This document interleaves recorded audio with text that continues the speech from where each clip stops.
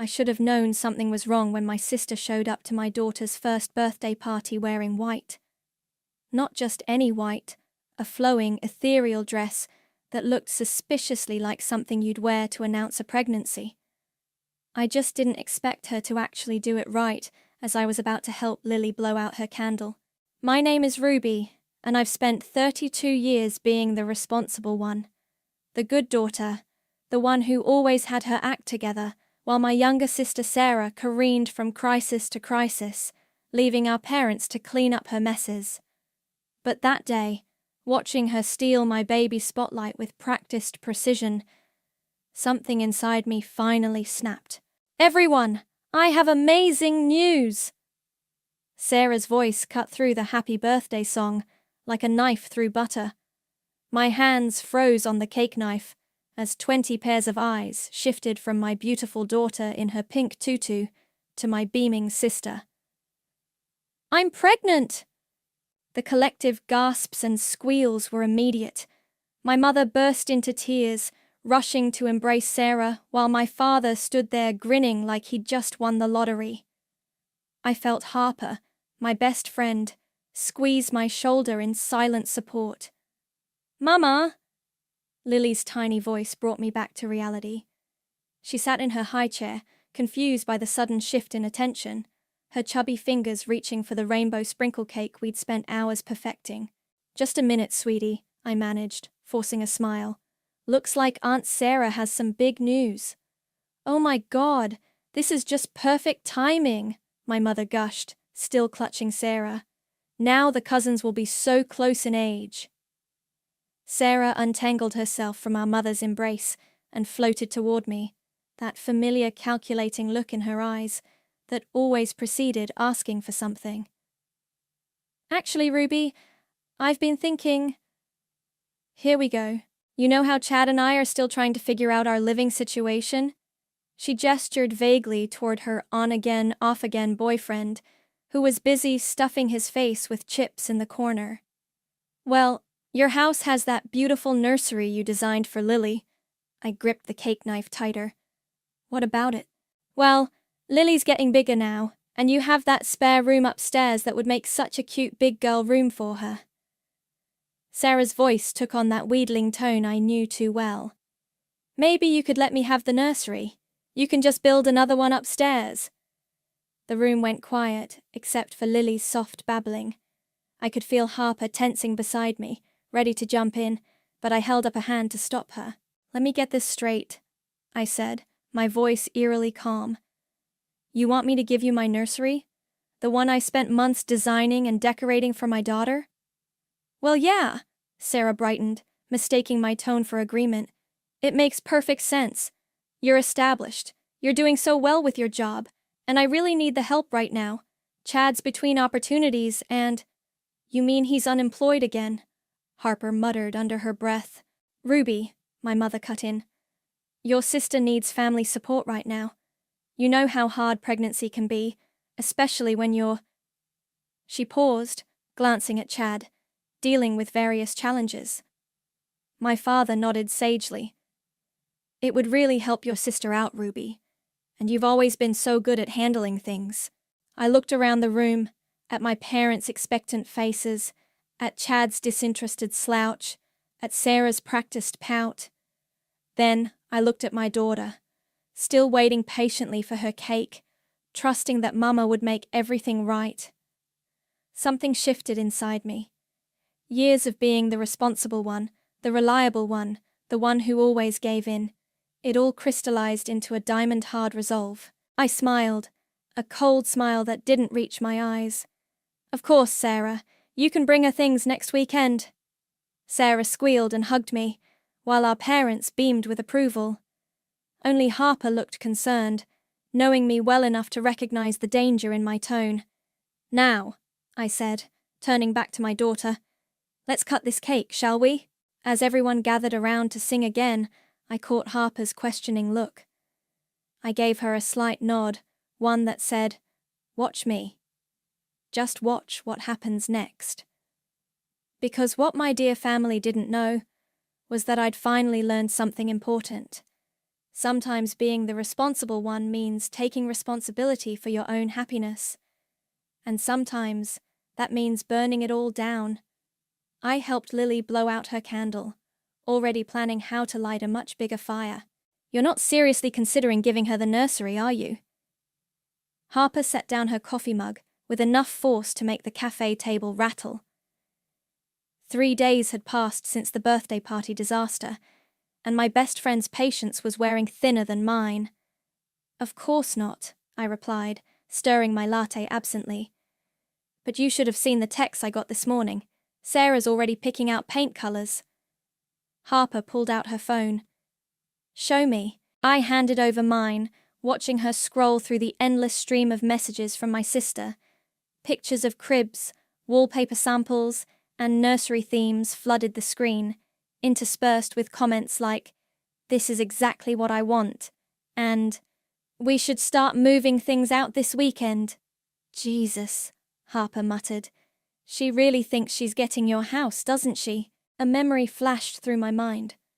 Sarah, 16, taking my prom dress without asking because she needed it more for her junior formal.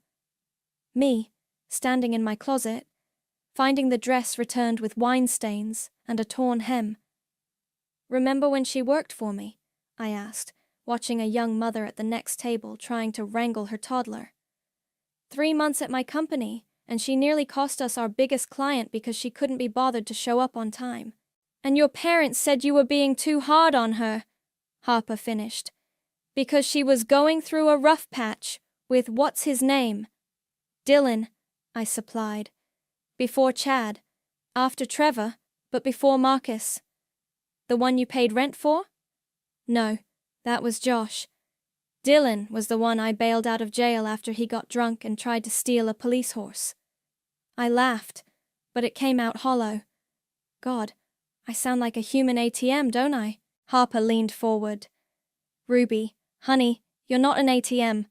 You're a doormat, and I say that with love. My phone buzzed again. This time it was my mother. Sarah's so excited about the nursery. We should all go shopping this weekend. Your father and I can help with the renovation costs for Lily's new room. I showed Harper the message. Her eyes narrowed. They really think they can just redistribute your house? They've been redistributing my life since I was old enough to have something worth taking. The words came out sharper than I intended. When I got my first job at 16, guess who had to share her paychecks? When I got my college acceptance letters, guess who had to defer a year so Sarah could have her dream gap year in Europe? Which she quit after 3 weeks, Harper added. And who paid for the emergency flight home? I raised my hand like a student answering a question. This girl. My phone buzzed again. This time it was a real estate listing from Ivy, my agent. A beautiful 3-bedroom condo across town, newly renovated, with a view of the park. Harper peered at the screen. What's that about? I stood up, gathering my things. That's my next appointment. Want to come see what karma looks like? 20 minutes later, we stood in an empty living room flooded with natural light. Ivy, clipboard in hand, watched me run my fingers along the smooth quartz countertops in the kitchen. The sellers are motivated, she said. They'd consider a quick close if the offer's right. I walked to the smaller bedroom, already picturing Lily's toys scattered across the hardwood floors. It was smaller than her current nursery, but it had a window seat perfect for reading stories. Ruby, Harper called from the master bedroom, come look at this view. I joined her at the window, taking in the sprawling park below. No shared walls with entitled siblings, no space for family to crash indefinitely, just peace. What about your house? Harper asked quietly. I pulled out my phone, showing her the text I'd drafted to Ivy earlier. List it, price it to sell fast, and don't tell anyone in my family. Ivy appeared in the doorway, her professional mask cracking slightly to reveal a smile. Are we doing this? I thought about Sarah's white dress at the party, about my daughter's confused face when her special day was hijacked. About 32 years of being the responsible one, the reliable one, the good daughter. It's go time, I whispered, hitting send on the text. Harper wrapped an arm around my shoulders. You know they're going to lose their minds, right? I watched a young couple playing with their dog in the park below, free and happy in their own space. Maybe it's time they learned what it feels like to lose something they thought they were entitled to. Shall I draw up the paperwork? Ivy asked. I nodded, feeling lighter than I had in years. Make it ironclad. No family discounts this time. The nursery looked different in the harsh light of my phone's camera. Each click captured another piece of evidence, proof that this room had been lovingly created for Lily, not commandeered as a gift for Sarah. Ivy had suggested documenting everything before the sale listing went live. And this is where the changing table used to be, I narrated quietly, panning across the mint green wall with its hand-painted butterflies, before I moved it to make room for the free sign I'm about to put on it. A soft knock at the door made me jump. Ruby? Honey? Are you home? My mother's voice. Of course. I quickly shut off the camera and shoved my phone in my pocket. Coming! I opened the front door to find both my parents standing there, matching concerned expressions on their faces. My father held a takeout bag from my favorite Thai place, their standard peace offering. We brought lunch, my mother said, already pushing past me into the house, and we wanted to talk about Sarah's nursery. I bit back a correction. Not Sarah's nursery, never Sarah's nursery. Instead, I smiled.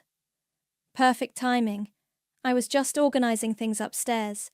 They followed me to the kitchen, where my mother immediately began unpacking containers of pad thai and green curry.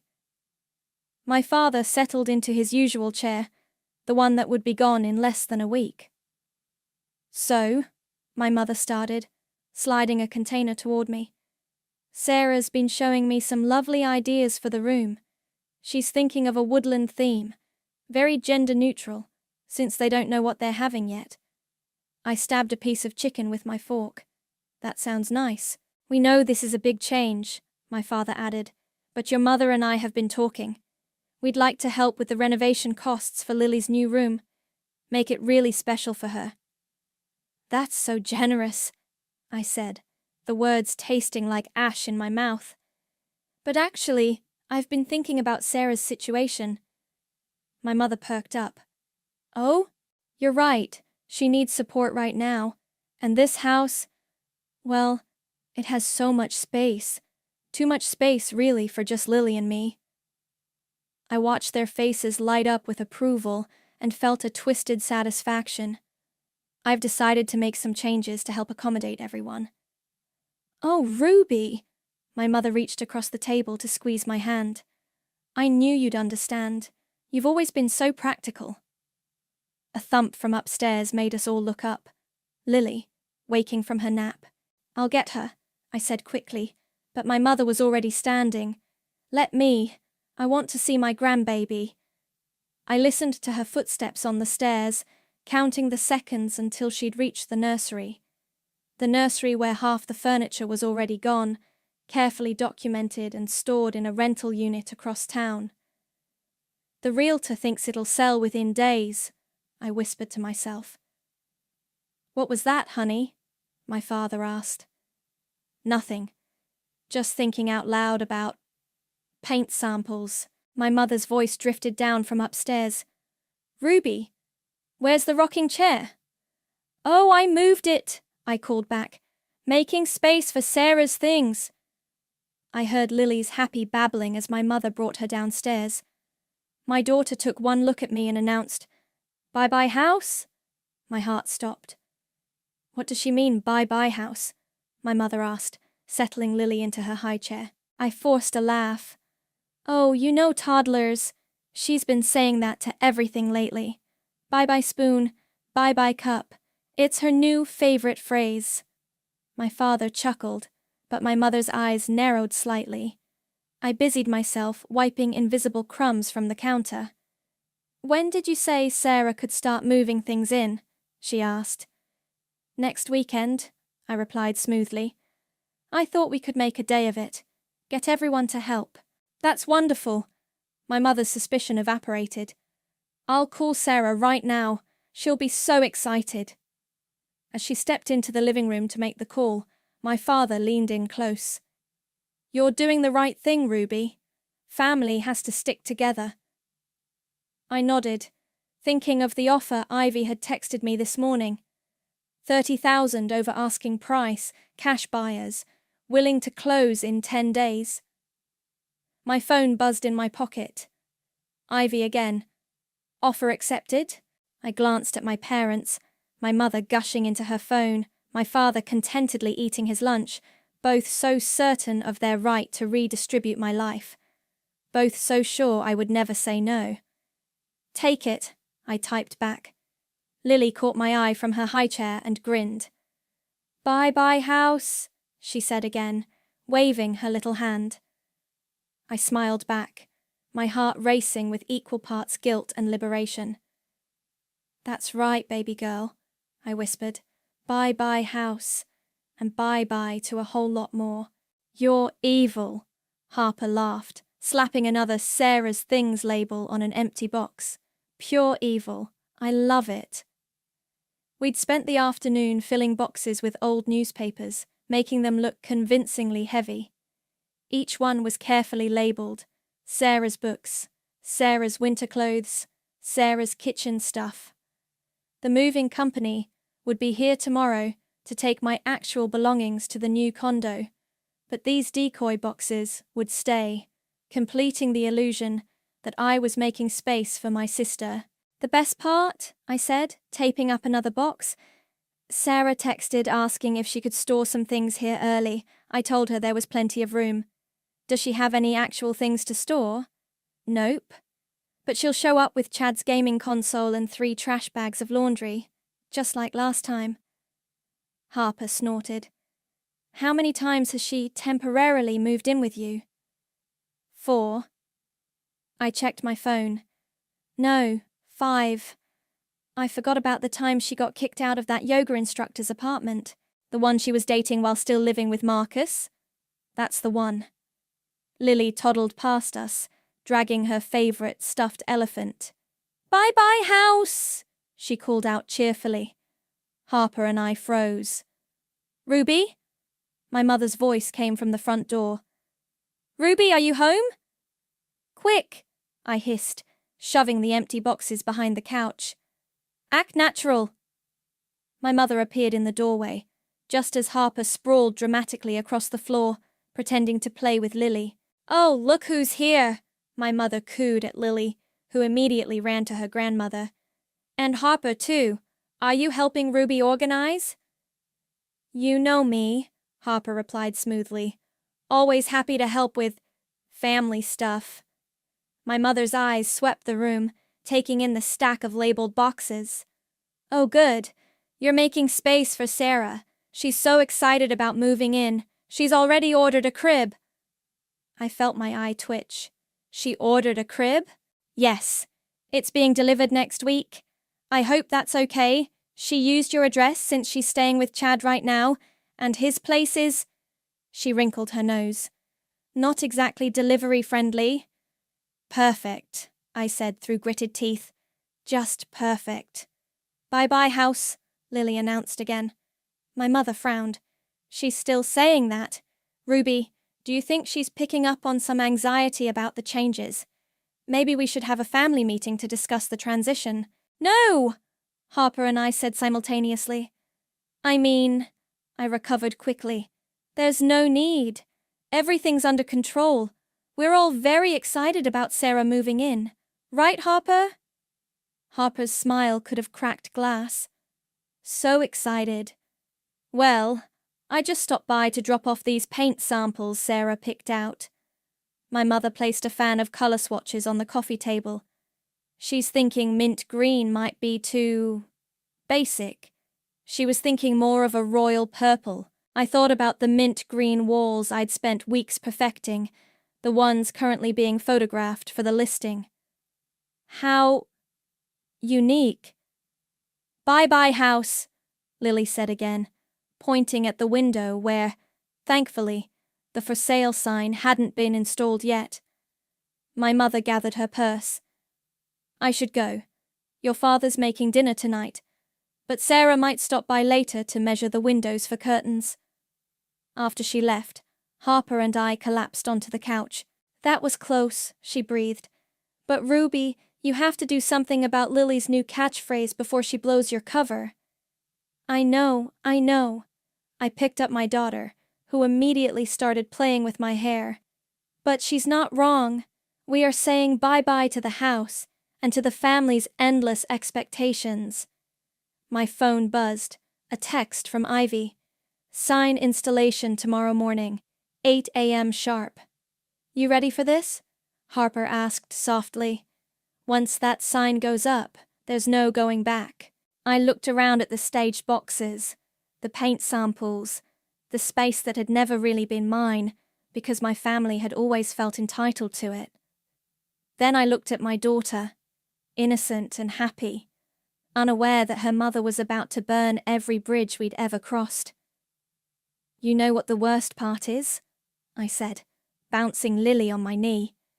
They're so convinced I'll never say no that they're not even bothering to ask permission anymore. They're just taking. Not for much longer, Harper reminded me. My phone buzzed again. Sarah this time. Found the perfect chandelier for my nursery. Ordering it now. You don't mind if they deliver it there next week, right? Love you. I showed Harper the text.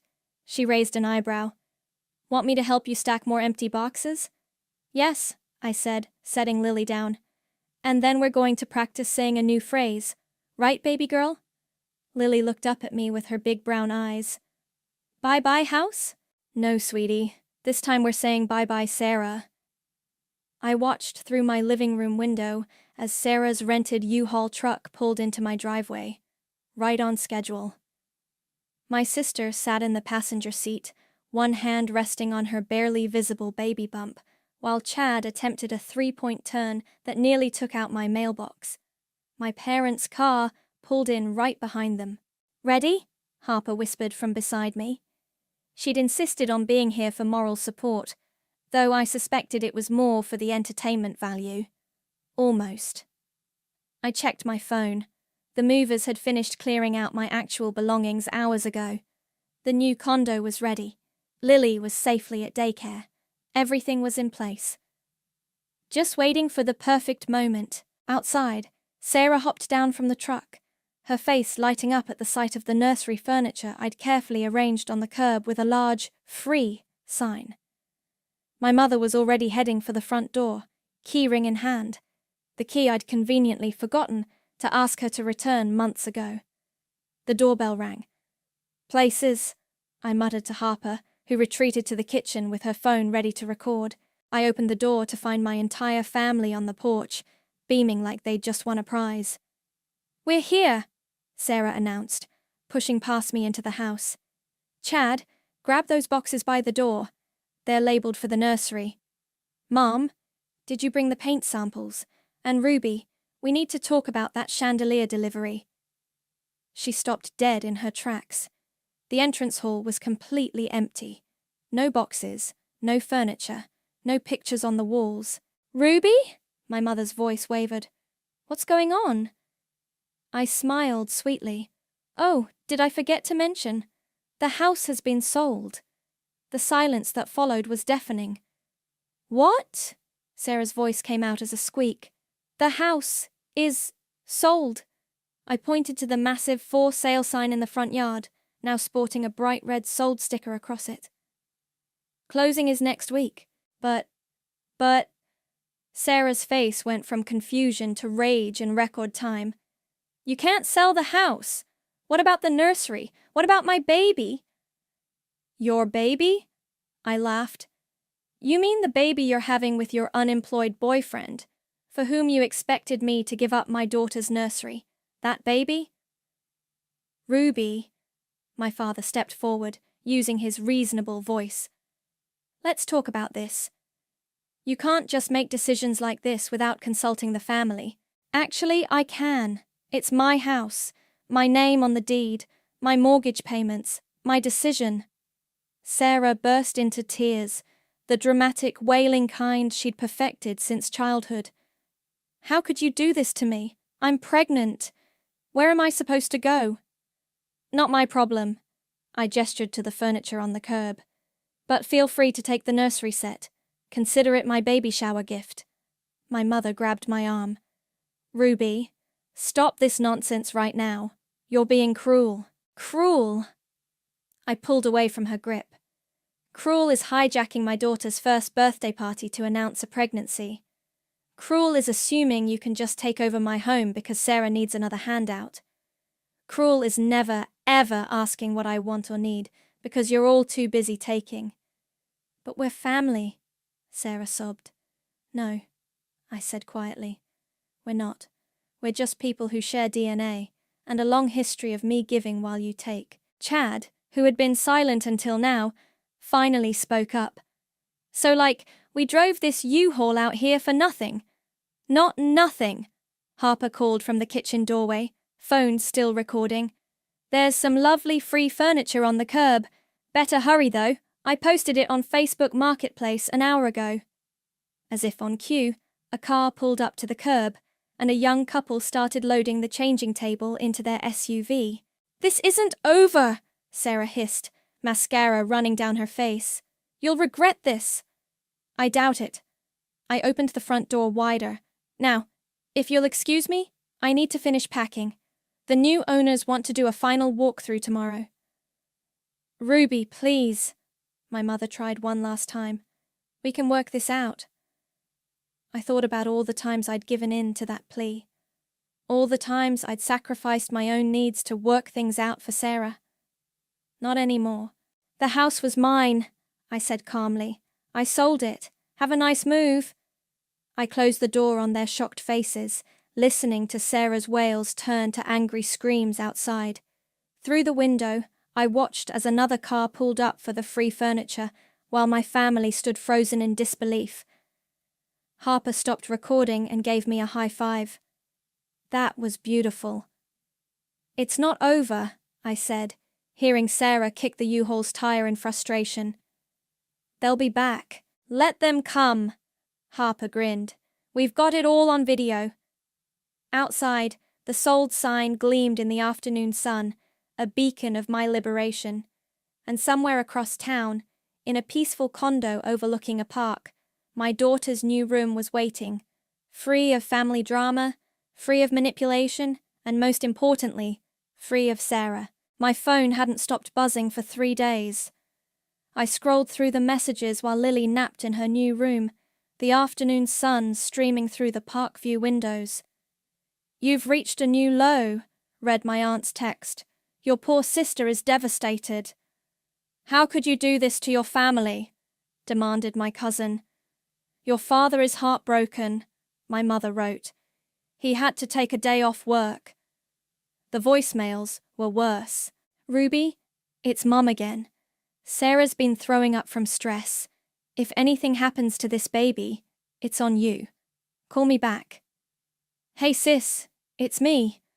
My lawyer says what you did could be considered emotional distress. Just letting you know.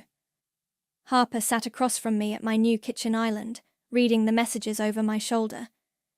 Your sister has a lawyer now. She dated one for 2 weeks last year. He gave her his card when she keyed his car. Of course he did. Harper grabbed my phone. That's it. We're blocking them all. Wait. I reached for the phone, but Harper held it away. No waiting. Look at you. You haven't slept properly since the move. You jump every time your phone buzzes. This isn't healthy. She was right. I'd spent 3 nights lying awake, replaying the looks on their faces when they saw the sold sign. The way Sarah's voice cracked when she realized I wasn't joking. My father's disappointed headshake. I swallowed hard. Part of me still wants them to understand, to finally see things from my perspective. They won't, Harper said gently. They've had 32 years to see your perspective. They're not going to start now. My phone buzzed again. This time it was Sarah posting on Facebook. Some people think money and success give them the right to destroy families. Karma will come for those who hurt pregnant women. Sure toxic, betrayed, sure family trauma. The comments flooded in immediately. Stay strong, girl. Some sisters are just jealous of new babies. Can't believe anyone would do this to their pregnant sister. Harper made a disgusted noise. Oh, that's rich coming from the woman who announced her pregnancy at her niece's first birthday party. A knock at the door made us both jump. Through the peephole, I saw Chad shifting awkwardly in the hallway. Should I call security? Harper whispered. I shook my head and opened the door. What do you want, Chad? He looked worse than usual, unshaven, wearing a wrinkled t-shirt with what looked like yesterday's pizza stains. She's staying at my place and losing her mind. You broke her, Ruby. I broke her? I laughed incredulously.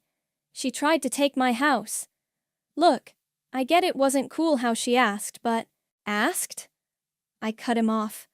She didn't ask. She announced it at my daughter's birthday party and expected me to just hand over my home, just like she's expected me to hand over everything else her entire life. Chad ran a hand through his greasy hair. She's pregnant, man, with my kid. We need help.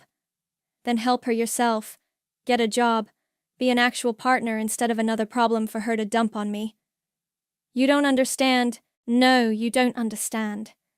I stepped into the hallway, closing the door so Lily wouldn't wake up.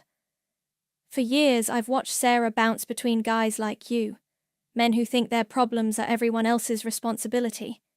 And every time she crashes and burns, guess who has to clean up the mess? Not anymore. She's your sister, and I'm done being her safety net. I pulled out my phone, showing him Sarah's Facebook post. Tell her if she wants to talk about karma, she should remember every rent check I covered, every crisis I solved, every time I put her first. Then she can talk about karma. Chad's face hardened. Sarah's right. You're just jealous because she's having a baby and you're alone. I laughed so hard I had to lean against the wall. I have a beautiful daughter, a successful career, and now, a peaceful home where no one can guilt me into fixing their lives. Trust me, I'm not jealous. He opened his mouth to argue, but Harper appeared in the doorway. I believe my friend asked you to leave. After he skulked away, Harper handed me back my phone. Ready to block them now? I looked at the screen. 3 more missed calls from my mother, 2 texts from Sarah, and a group chat message from my father asking the extended family to pray for Ruby's heart to soften. Do it, I said. Block them all. As Harper systematically blocked every family contact, I felt a weight lift from my shoulders. Through the window, I could see the park where I'd take Lily to play later. No drama, no guilt, no manipulation. There, Harper announced, handing back my phone. Now it's just you, me, and that bottle of wine I brought to celebrate your freedom. From the bedroom, I heard Lily stirring from her nap. Make that you, me, Lily, and wine. Perfect combination, Harper smiled. The only family you need.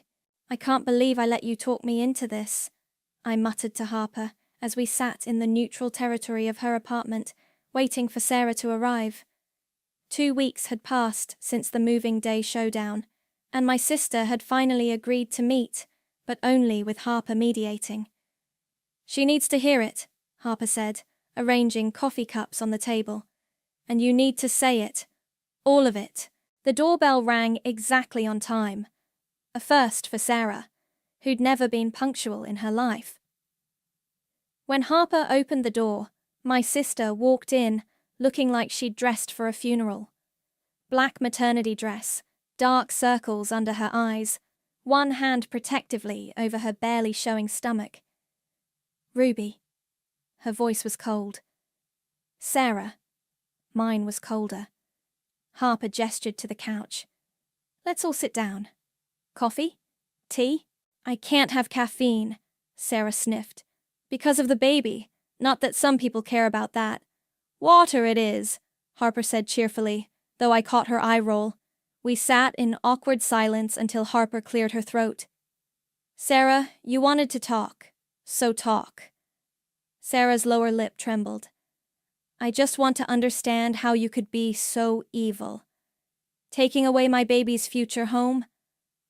Your baby's future home? I interrupted. You mean my house? The one I bought? The one I've been paying for? We're family! Sarah's voice rose. Family helps each other. Like you helped me when Lily was born? I leaned forward. Oh, wait, you didn't. You were too busy backpacking through Thailand with… what's his name? That's not fair. I was finding myself. While I was changing diapers and working 60-hour weeks. Alone. Sarah's face crumpled. I'm trying to do better now. I want to be a good mum, like you. I thought you'd help me. By giving you my house? By sharing. By being a sister. Tears spilled down her cheeks. But you're just selfish and bitter and… Selfish! I stood up so fast my coffee cup rattled. Let's talk about selfish, Sarah. Let's talk about the time you maxed out my credit card buying festival tickets. Or when you borrowed my car and got 3 parking tickets you never paid. Or how about when you got fired from the job I got you, because you were too hungover to show up? I was going through things. You're always going through things, and I'm always expected to fix them. I was shouting now, years of suppressed rage finally breaking free. Do you know what it's like to be the responsible one? To watch your sister wreck everything she touches while everyone expects you to clean up the mess? That's not… When was the last time you asked about my life? About Lily? When was the last time you showed up for anyone but yourself? Sarah stood too, mascara running down her face. You think you're so perfect. Miss Independent with her perfect job and perfect house and perfect life? Well, guess what? Some of us struggle. Some of us need help. Help is one thing. Entitlement is another. I took a deep breath. I finally realized something, Sarah. None of you ever loved me unconditionally. You only loved what I could give. The room went silent, except for Sarah's ragged breathing. That's not true, she whispered. No? Then name one time, just one, when you put my needs before yours. Sarah opened her mouth, then closed it. Her hand drifted to her stomach again, a gesture that once would have made me cave, would have sent me rushing to fix everything. Not anymore. I have something now that I own completely, I said quietly. Peace, and I won't let you take that too. So that's it? Sarah's voice cracked. You're just done with me? With all of us? I'm done being the family ATM. I'm done being the responsible one who has to sacrifice everything. I'm done watching you take and take and take. Harper, who'd been silent throughout our exchange, finally spoke. Sarah, I think it's time for you to go. My sister gathered her purse with shaking hands. At the door she turned back. You'll regret this, when my baby's born and you're not in their life. No, I cut her off. You'll regret this, when your baby's born and you finally understand what it means to be responsible for someone else's happiness, when you realize that burning bridges has consequences. She stared at me for a long moment, then left without another word. Through the window, I watched her walk to her car alone, probably for the first time in her life. Harper touched my shoulder. You okay? I wiped away tears I hadn't realized were falling. No, but I will be. Want to go get Lily from daycare and take her to the park? I nodded, thinking of my daughter's innocent smile, her unconditional love. Yeah, let's go home. Because that's what I had now. Not just a house, but a real home. One built on my terms, free from the weight of toxic family obligations. Hiya, Mama! Lily squealed as I pushed her on the park swing. The autumn breeze carried the sound of her laughter across the playground, mixing with the rustle of falling leaves. My phone buzzed in my pocket. Probably another blocked message from my family. They'd taken to creating new accounts just to tell me how cruel I was. I'd gotten good at blocking those too. Ruby? A familiar voice made me turn. Sarah stood at the edge of the playground, her pregnancy now clearly visible under a loose sweater. She looked different, tired, but somehow more real than I'd ever seen her. I slowed Lily's swing. "What are you doing here?" "I live nearby now, actually." She gestured to a small apartment building across from the park. "Chad and I broke up. I got a job at the coffee shop downstairs." That explained why she looked different. She was wearing a barista's apron instead of her usual designer clothes. "You're working?" I couldn't keep the surprise from my voice.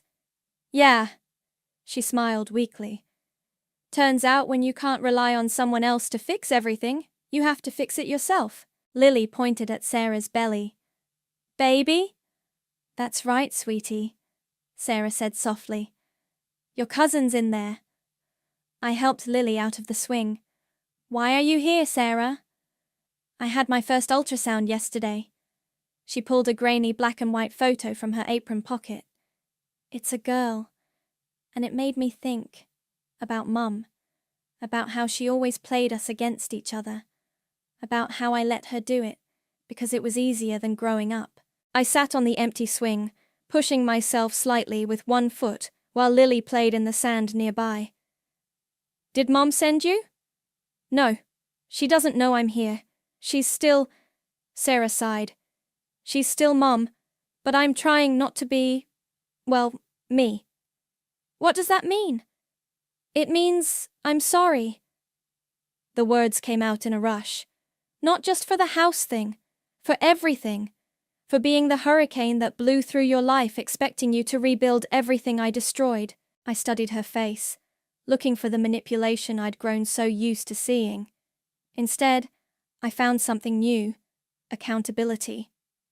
"The thing is," she continued, "when Chad left and Mum started talking about me moving back home, I realized I was about to do to my daughter what Mom did to us, make her part of this cycle of dependency, of never growing up. So you got a job instead. And an apartment. It's tiny, and the elevator doesn't work, and I have to make coffee for rude people at 6 a.m., but..." She straightened her apron. "It's mine. I did it myself." Lily ran over with a handful of sand, proudly showing it to both of us before letting it slip through her fingers. "I'm not asking for anything," Sarah said quickly. I want my daughter to know her cousin, to know what strength looks like. Because that's what you are, Ruby. Strong. Not cruel like Mom says. Strong." I watched Lily playing, thinking about all the times I'd wished for this, for Sarah to finally see me. Really see me.